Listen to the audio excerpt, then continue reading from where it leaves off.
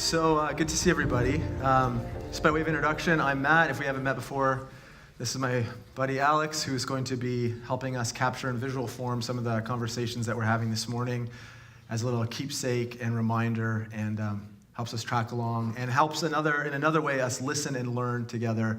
For the visual learners, it really is intriguing. I love that Alex is doing this, and hopefully we can do more and learn more about what it looks like to have multiple ways of communicating and learning together. Today's my anniversary, which is really awesome. September 30th, and I have a picture up here. This is Bobby and I in 2000, when we thought we knew a lot and we knew absolutely nothing. This is us back then. And guys, if you're thinking of maybe proposing to a girl, maybe I can teach you a little something. So I asked Bobby to marry me on April 1st, which is also known as April Fool's Day. But I wasn't thinking about it in terms of April Fool's Day. I was just thinking, I'm terrified of losing this ring that I bought. I sold my body in a science experiment to earn money. That's a different story. That'll be for another day. We don't want to bring up all that trauma. But I had done some things for the government. That sounds worse. To earn some money. To buy this ring, and I bought this ring, and I was terrified of losing it. And so in my mind, I'm like, the sooner I can ask her and give it to her, then if she loses it, that's on her. So it was April 1st, and I wasn't thinking about it being April Fool's Day. I was just like, I gotta ask her. And I asked her, and she said yes. And another thing, like if you've ever watched The Office, when Jim fake proposes, it kind of goes down and ties his shoe. You seen that episode? I'm just working my way through The Office. I'm really behind. I'm only in season 3 or 4. But there was that episode, like April Fools, you could maybe run the risk. So don't ask on April Fools. But anyway, she said yes. We continue on. And then you get into the craziness of planning a wedding when like really lovely, well-meaning people think they have the best advice for you all the time. It's also one of those zones, how you should do it, what they did, what they didn't do. And man, for me, my personality was just overwhelming. Who makes it? Who do you invite? Who do you not? How do you figure that all out? It was like this really kind of crazy thing. And the guest list was one of those ones, like, who do you invite? My parents had all these friends. They're like, you got to invite these people. They knew you when you were born. I'm like, man, I don't even know those people. So we had to, invite some of my parents' friends. And then you're like, but do you invite the friends or the kids of the parents' friends? Like, I kind of grew up with some of them. It got into all this craziness. Anyways, the wedding happened. It was great. And you do all you can to prepare to be as well thought out. You try to think of every blind spot. Everything might come up. And other than the weather, which you have no control over, although we pray like we have the control. Other than that, you try to make sure everything's ready. The food's ready, the venue's ready, everything's good to go. Anyway, so 18 years ago, Bobby and I got married. And it's been amazing and wonderful, and we've learned so much. And today we're talking about a wedding ceremony where things kind of got a little off the rails, except for Jesus intervenes, kind of before he wants to. So we're going to look at this. Some of you may know this story. This is a really famous story where Jesus turns water into wine, and already some of you are thinking this is the best story from the Bible I've ever heard. So we're going to look at that. It's from John chapter 2, so if you have your Bibles, grab it. We are working through our culture statements as a church. If you don't know, we have 6 statements that define who we are and how we believe it might help us live out the teachings and example of Jesus in our current context. And so these 6 culture statements help give shape. And so today, we're talking about being partygoers. It's a culture of celebration. We choose to passionately celebrate God and people. And so that's what we are talking about today. So if you have your Bible or you want to open an app, however you want to follow along, it will also be on the screen. Invite you just to follow along, John chapter 2. So I'm going to talk about it for a little bit, 10, 15 minutes or something. Then we're going to get you guys talking. I'll explain that in a second. We're going to listen. Alex is going to listen. We're just going to see what God wants to say to us today, kind of in an open posture. So this is called the wedding at Cana, John chapter 2. It says this. The next day there was a wedding celebration in the village of Cana in Galilee. Jesus' mother was there. And Jesus and his disciples were also invited to the celebration. The wine supply ran out during the festivities, so Jesus' mother told him, says to Jesus, they have no more wine. So in this situation, we don't know how Jesus knows these people, this bride and groom. We have no idea. Some kind of family connection, some type of friend. Did they just squeak in, or were they top of the list for invites? Jesus' mom is there. Jesus makes a list, and all his friends are there. So they're invited to the celebration. They're a part of the party. Frederick Bruner says this in one of his commentaries. He says, the first thing to be said is that Jesus was frequently present at parties. Jesus was not a recluse, a hermit, or an unnaturally religious person. Sometimes when you think of a religious person, you think those are the people who never attend parties and don't seem to have any fun. We'll talk about that maybe a little bit at the end. But Jesus is invited and at this party. And somehow, despite all their planning, their best intentions, they're running out of wine. So to us, it may seem like, well, we'll figure something out. We're at the banquet hall. Whoever's catering, they'll figure something out. But in this context, in the kind of first century Israel, sometimes these weddings could go as long as a week long. So think about how hard that would be to plan enough food and beverages for a week-long party. Maybe more people showed up. Maybe there's some wedding crashers who happen to show up, and that's why the supplies are running low. Or maybe just like some crazy uncles were like just going for it and they weren't anticipating that either. I don't know. So the wine supply is running low, and Jesus' mom comes to him and informs him of this. The wine supply is running low. This to me is one of those like really great examples of scripture where we see about like the full humanity of Jesus and the full divinity of Jesus. So if this is a whole new concept for you, we would believe that Jesus is fully God and fully human. And that like is really hard to get our minds around, but we think that somehow in the incarnation, when God becomes a human being, we use the word incarnation for that, when God kind of puts on skin and becomes a human being, that he still maintains his full status and ability as God, but he limits himself and becomes human. So there's this like tension kind of, I guess, that's happening. And this to me is one of those examples where it's the fully God and the fully human thing on display. Although it's not the most jaw-dropping example, but we see here Jesus as like a human being with a mom, right? So think about something that's going on. I don't know, maybe you're the mom here in the room, or maybe you're the daughter or son in the room. I don't know, but think about your mom or how you mother. Sometimes you feel like you just gotta let someone know what's going on. So I just picture that chaos is starting to happen. Behind the scenes, they know like those jugs of wine are running low. It's almost gone. This is gonna be really trouble. Again, in that culture, to run out of supplies would be a sign of like disrespect. Like you hadn't properly planned for your guests. So this is like a big thing. This is about shame on the family and people kind of like judging and standing back. So they got to solve this. So Mary, Jesus' mother, lets him know. And I love Jesus' response. Again, it feels so human to me if you look here. Because he kind of wants to blow her off a little bit. Verse 4, he says, "Dear woman, that's not our problem. My time has not yet come." Again, it's not that big a deal, but think about like the humanity that's here. The mom comes to the son. It's like, oh my gosh, they're almost out of wine. He's like, I don't know, it's not my problem. Don't you? I love that. I like, whatever, it's not my problem. I'm just here with my friends. Like, maybe he's like cutting a rug on the dance floor when this is happening. He's like, I'm in the party. Like, they'll figure it out. I don't want to worry about it. And then I love this too. Another example of how like the mom and Jesus, how the mom's son human reaction comes out. Because this is what happens. The mother told the servants in verse 5, do whatever he tells you. It's like she completely ignores what he says and still says, just listen to him. He's going to figure it out. Do whatever he tells you.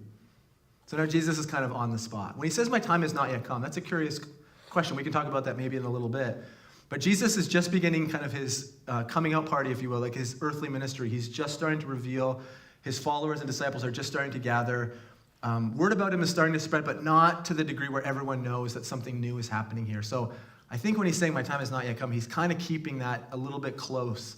He doesn't want everyone to know, like, this will be a big deal if he intervenes. And so he's kind of saying, no, like, that's not my problem. And she's like, whatever, he's going to deal with it. Pay attention to my son. Like Jesus, I don't mean to harp on this, but he's a man, like he's an adult. And no real adult loves it when their mom is like telling them what to do, right? I can just picture this feeling like, are you serious right now?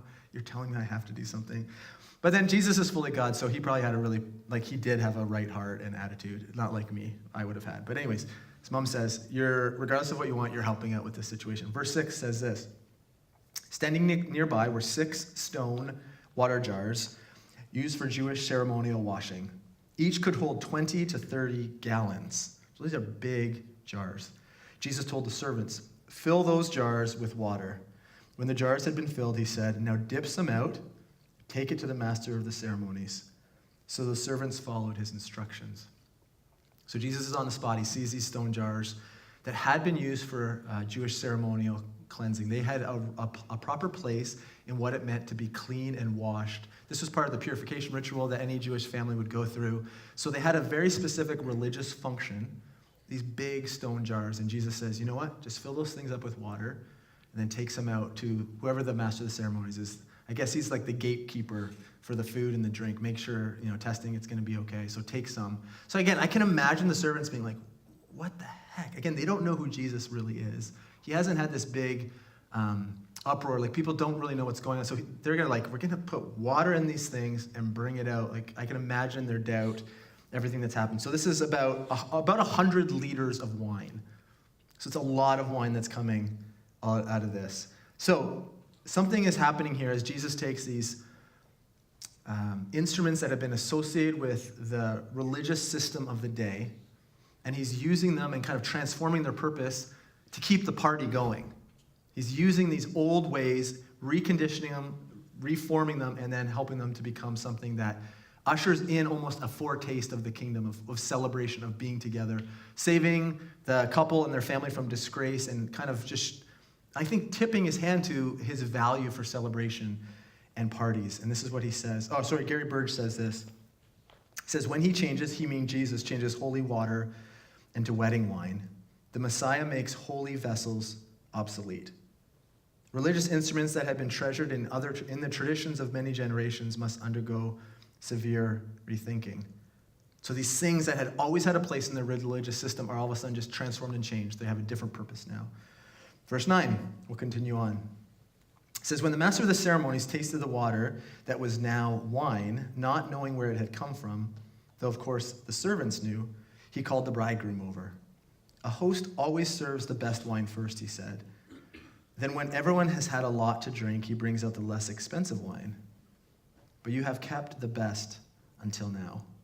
So a normal practice in that day is give them the best stuff first when their palate is most pure and they can taste it. And then as the party goes on, as the celebration goes on, then bring out the leftover stuff, the second-class stuff.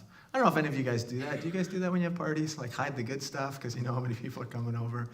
Come on, Chris, I'm sure you do that. Anyways, he's like, wait a second. Normally you bring the best stuff out first, but this is better than anything we've ever had. What's going on here? And of course, the bridegroom doesn't know what's going on. What is happening here? The master of the ceremonies has tasted this new wine, the water that has been turned into wine, and he notices right away that something different has happened, and this is the best wine he has tasted. This is the taste of something new. Verse 11 says this. The story kind of wraps up and summarizes right here. It says, this miraculous sign at Cana in Galilee was the first time Jesus revealed his glory, and his disciples believed in him. Remember, he said, my time has not yet come. But now that he intervenes and gets involved, you see the humanity of Jesus wanting to push back his mom, being like, this isn't my time. She kind of thrusts him into the limelight, you are going to solve this. He acts, addresses the problem, and this is kind of like the coming out party then. This is now the sign that Jesus is something different than anybody had ever anticipated or expected. And those disciples who had been following him, this was like a sign for them, there's something happening here. And this is the one. I love it. There's a couple places, I referred to this a few weeks ago. There's a couple places in the gospel where it refers, the religious leaders will look at Jesus and they accuse him, they use the names a drunkard and a glutton, or a glutton and a drunkard when they refer to Jesus. What's going on there is that the religious leaders and establishment felt like Jesus was not only hanging out with the wrong kinds of people, but he was also celebrating and eating and drinking with them. And so for them in their culture to remain pure was to withdraw from all those kinds of sketchy people, to pull back. But Jesus starts modeling this different way about equal table. Remember last week we talked about what does it mean that we have equality around the table, that everyone, no matter background and history and economics and ethnicity, all have the same place. We all have the same value and welcome as Jesus sees us, as God sees us, as created in his image, as we all have this equality. And Jesus is kind of ramping this all up because he's starting to celebrate and have meals and go to celebrations and parties with people who the religious people would never hang around with. So he was accused of being a drunkard and a glutton. Who is this person who eats so much, who drinks, hangs out with these people? What on earth is he doing? It really rattles the religious establishment. Tim Chester, in his book, it's called A Meal with Jesus, says this.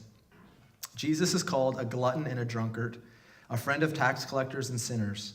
This is why eating and drinking were so important in the mission of Jesus. They were signs of his friendship with tax collectors and sinners. His excess of food and excess of grace are linked. In In the ministry of Jesus, meals were enacted grace, community, and mission. That there is something about the shared meal, about the shared celebration of being present in the moment. That's not just about withdrawing and being holy and a recluse and a weirdo, but Jesus is saying actually being present and fully involved in the life of regular people means I show up at regular things. So I'm going to pause it right there. So what we love to do, we haven't had a chance to do it the last couple of weeks as we've had guests and our conversations have gone a little bit long, is we love to just pause and to listen. So if this is maybe the first time you've experienced this, it may feel a little weird, but what I want you to do is just to spend a few moments, circle up, stand up, move around, grab a coffee if you want to not be a part of this, but get in groups of 3, 4, 5, 10, 12, whatever you want to do. If you have a big group and someone's on their own, just please invite them into your group and just talk about this story. Talk about this wedding celebration. What does it mean that Jesus is present? What does that teach us? What does it mean that he is involved in meeting the needs? What is this excess of food and wine, the excess of wine, 100 liters of the best wine ever made now possible? This signpost it represents that something new is happening. Talk about any of this stuff, and then in a few minutes I'll call you back together, and we'll listen, and we'll capture some of these things. We'll listen together, and then I have a few thoughts to send us out with. But go, take a few minutes, and go for it. Water to wine, chat. Okay, I'm going to call you back together, and let's hear a little bit of some of the things we were chatting about. Any good thoughts and ideas, things that we should pay attention to, maybe some takeaway comments, learnings, anything, reflections, don't be shy. If you're going to speak out, just shout it out nice and big, just so we can try to hear. But what were you guys talking about? Jay. I was reading it over again, and I said, well, I don't really know what a stone gallon is worth, so I converted it to bottles of wine, because that's what it was.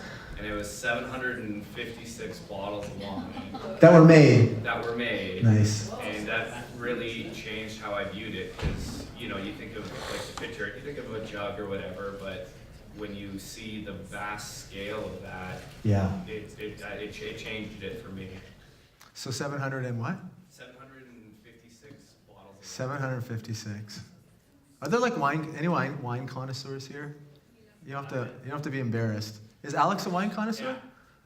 Yeah. Alex, are you? Oh. Alex loves his wine. Alex loves his wine. Not like, Partygoer. Right there. Not like he's an alcoholic. No. Like, Alex has taken me down to Niagara, and we did a full wine tasting. Oh. I have a winery that I'm a member of. You're a member of, you are a member of the winery. I knew that actually. So he actually knows what he's talking I was judging him, yeah. No, it's good. Okay, so 750 some odd bottles of wine. That's true. That, if you think about it that way, imagine pulling up your card at the LCBO. It's a lot of good wine. All right. Yeah, and good wine. Yeah. Not the box of wine. Although I can't really tell the difference. That's how bad I am at knowing the difference in wine. I'm like, I taste that and I taste something else. I'm like, it kind of tastes like wine. I don't know. So I know that's embarrassing. John, you have something else? Yeah, more than just embarrassing Alex. Yeah. I was interested, the piece that stood out most to me is where the guy says, well, this is wine that I've never tasted before. And I think it's interesting that wine, like we talk about this mirror of original creation and then this new world that we're waiting for, this new kingdom. And this is kind of the first miracle on the way to that new kingdom, is what Jesus is saying. And so I just find it interesting that wine, which is something that a lot of people would condemn, the whole idea of getting drunk and being out of control is something we would condemn. And yet Jesus is saying, this is part of the new thing. And I just wonder how many other things we look at and go, that's evil. That's not part of the new creation, and how much we can actually start to look with new eyes at things and how God can use things that don't necessarily, we wouldn't necessarily think fit. Yeah, that's really good. Really good. I've never tasted this before. Yeah. It's like a brand new category is created in that moment. I think it was tequila, but... Water to tequila. Yeah. Interesting. That's a lot. Anyways, okay. Go ahead. Yeah. I was amazed at just like the amount of faith that the servant put in Jesus when he was bringing this glass of what was foot washing water to the master of ceremonies. Just like that he had that much faith and trust in him, because like presenting that to the master of ceremonies, he probably was like so nervous and shaking about that, and yet he still went through with it. Yeah, I love that. I thought of that same thing in regards to if that was like the creation of Jesus, the taste of Jesus is the wine, how nerve-wracking would it have been for that servant to take it, right? What if it's still water? Sometimes I think for me too, like what does it look like to introduce people to the taste of Jesus, the fruit of what it means to follow Jesus? And I have that same anxiety. Like what if it doesn't taste right? What if it's rejected? Anyways, I love that. It's a great point. Thanks for sharing. Mel. One of the things I love, it just demonstrates again the humanity and family. Like, here's Nathan who's 14, and he's like, I would have totally responded to you if you said that to me. Like, Yeah, right, Nathan. Right, like, leave me alone. I just want to party, right? And I love it because it's such a great mother-son reaction, because I would do that. If I know he's Jesus, I would be like, do something. And then he's saying, Mal, I want to party with my boys. And then what I love about Mary is she still believes and says, I'm listening to you, but I'm just going to tell the servants to, do what he says. There's a hope and belief of who she knew her son was. I think that's a really cool part of the mother part too. Like, she still said, yeah, I hear you, but I'm still going to say, this is needed, and I know that you can do this miracle. There's something there I want to explore. I love that. I had never thought about it in that way before. Like, had Jesus made sure they never run out of milk at their house? I'm just using a terrible example. But like, don't worry, at our house, we always have milk. Because did she already know he could do stuff like that? Or was it all based on the very beginning when God came to her and said, you will conceive and give birth? Was this a life of faith and waiting where she's like, I think this is the time? Who knows? But that is... Or have you been doing them in private in the home? Yeah. And she's just like, come on, I've seen this happen. Yeah. Just do it in a bigger scale. Yeah, like Joseph is pouring milk on cereal. He's like, we're out. And Jesus is like, don't worry, gotcha. I don't know. Yeah, I love it. I never thought about it that way, but that's so cool. That's awesome. Let's go one more. Maddie. I also love just talking about the human element of all of this, that he knew what he was doing, and especially when it comes to like the collision of divinity and humanity, that we were discussing the tradition that I was raised in, was that you almost sacrifice a little bit of the joys and the human elements for this wonderful thing that's to come. But Jesus is saying, no, you can have that now. So the rhetoric of kingdom down to earth, or the will to come on earth, I think just realizing that it's okay to party, it's okay to enjoy the fruits now, and you don't have to wait necessarily. I think it's really, really, really cool, and clearly he's demonstrated that. Yeah, that's great. It's a perfect segue, although we've never talked about this. But I grew up, I'm not sure fully, Matt, what yours church scene was like, but I grew up in the church, so I've shared some of this before, but it was a really conservative upbringing. When I look at it now, I'd say, man, it was like really closed and sheltered. It didn't feel like that in the moment. It didn't feel like I was cut off from stuff. But looking back now, I realize, man, like we were really closed off from certain kinds of conversations and experiences. And I think that idea of the church pulling back began with good intentions. It began with this heart of saying, we need to make sure we honor Jesus in all of aspects of our life. And so there's some things we need to distance ourselves. There's some things that people would say are okay that we just feel like don't align with what it means to follow Jesus. And so they would step back from those, which I think is a really honorable and the right thing to do.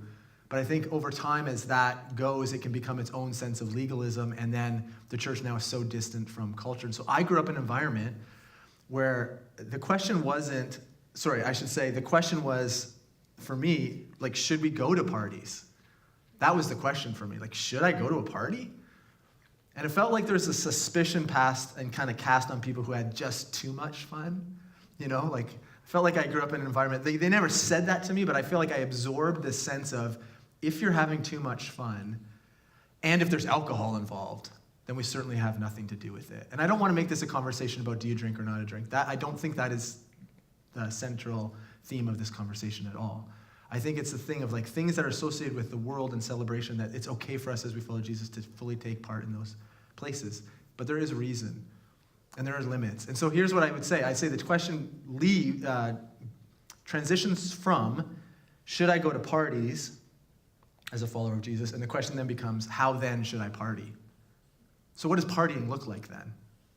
And how is that different as a follower of Jesus compared to someone who doesn't follow Jesus? We're in the same place at the same time.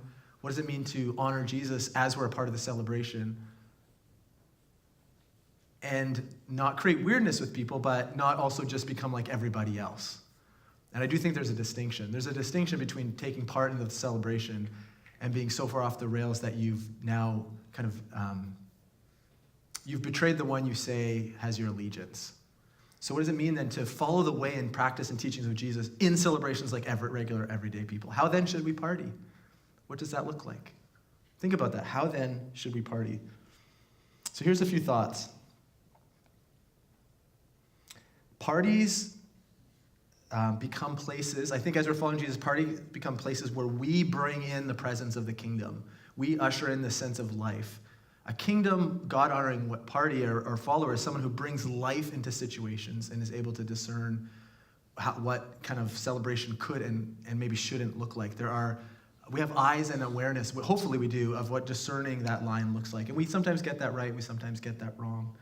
But our motivation for partying is different. And Jesus models, remember, he was criticized by the religious establishment of being in association with the wrong kinds of people. And so as followers of Jesus, we make sure everyone is included in the celebration. Sometimes we only want to have celebrations and take part of life with people who are just like us. But it's like, wait a second. A kingdom, God-honoring way is like saying everyone is welcome. Jesus gives lots of examples in teachings where he uses a banquet or a wedding feast as a way of describing what it looks like to be a part of the kingdom, that everyone is welcome. The presence of Jesus should inspire celebration. Tony Campolo, some of you will know, he said something like, if you want to make sure you have a great party, you'd be sure to invite Jesus. When you're making your guest list, you would make sure Jesus is on the list. And I wonder for how many people they think, man, that person's a follower of Jesus. Do you want them there or not there? What does it mean to bring the life and the ways of Jesus into all aspects of our regular, everyday life? Our tagline kind of as a church is Jesus and everyday people. We feel like we're just everyday people trying to figure out what it means. And so the question for me is like, how then should we party? What does that look like? And I can't give you all the answers, but here's a few questions that I want to give you and let you think and spend some time just kind of reflecting, and then we'll come around the table, communion table. But let me leave you with these questions and give you a moment to reflect. First one, what does it look like for you to bring Jesus into all celebrations of life? What does it look like that your presence at the party announces some element of the kingdom of Jesus? If you are someone maybe who stays away from parties and celebrations, whatever your reasons are, what would it look like for you to take part and bring the flavor of Jesus into the parties you're invited in, the celebration you're a part of? Or maybe on the other extreme, if you are kind of that party animal, are you celebrating then in a way that points people to Jesus?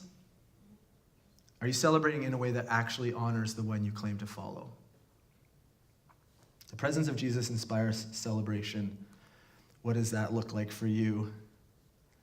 What does it look like to party? I'm going to give you a minute, and then Em's going to come and lead us in a responsive reading, but I'm just going to give you a minute to think about that.